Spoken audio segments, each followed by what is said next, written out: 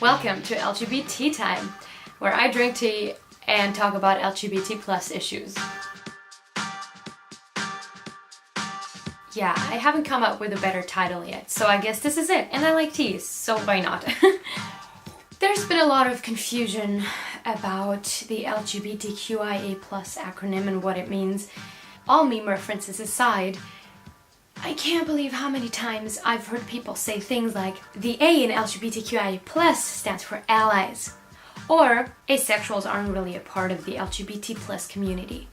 I feel like we need to talk about this. I really do. I'm not asexual, aromantic, or agender, and I cannot speak for people who do identify that way. That's not what I'm trying to do in this video. If I'm wrong about something or offensive, please call me out on it, because we're all just trying to educate people here. But you might wonder why exactly I even care about this, even though I don't identify as asexual, aromantic, or agender. Well, first of all, you know, it's called compassion, human decency. Ever heard of it? No, but as a part of the LGBT plus community, I feel like I need to support my fellow LGBT plus people and speak out if I feel like they're being discriminated against or whatever.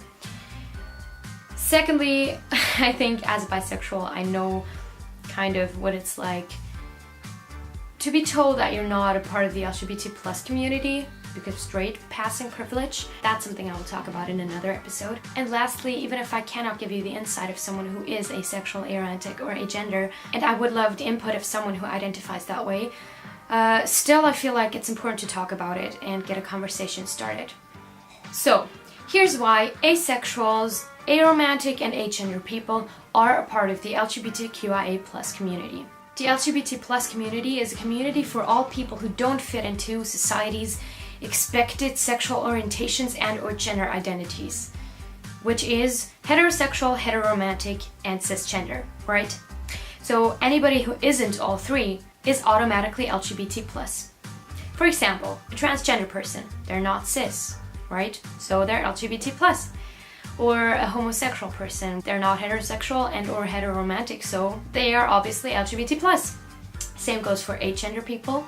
They're not cis, so they're part of the LGBT plus community. And asexual and aromantic people are not heterosexual, respectively heteromantic. So, you guessed it, they're LGBT plus. There we go. I think that should be easy enough for anybody to understand. But now we're gonna look at a few of the most common arguments that I have seen people use to say that, for example, asexuals aren't a part of the LGBT plus community. Example number 1. Asexuals don't face any serious discrimination, like, you know, being beaten up for it and like serious violence, like for example gay people do. So they're not really discriminated against. Being discriminated against isn't just being beaten up or killed or not getting a job because of your identity. So let's take a look at the definition of the word discrimination. A prejudiced or prejudicial outlook, action, or treatment. The unjust or prejudicial treatment of different categories of people, especially on the grounds of race, age, or sex. So treating anyone differently, and often worse, based on a part of their identity. Most of the time it's race, sexuality, gender, also age, all kinds of things like that. That's discrimination. So just because someone isn't getting beaten up or killed or facing serious disadvantages in their career, that doesn't mean they're not facing any kind of discrimination. Example number 2. It's something that you can't really see, you know, like a same-sex relationship, so they're not really discriminated against. Discrimination isn't just me kissing a girl and someone calling me names or beating me up for it. It's also me telling someone or someone knowing that I'm bi and treating me differently or worse for it. They've never seen me kiss a girl, yet I'm still bi, they're still a biphobic asshole, and based on that knowledge, they're treating me badly or differently. That's discrimination just as much as it is discrimination to seriously injure someone. A lot of people are shamed for not feeling sexual attraction. Many of them feel like they don't belong in a society where you're supposed to love sex and want it and have it and worship it.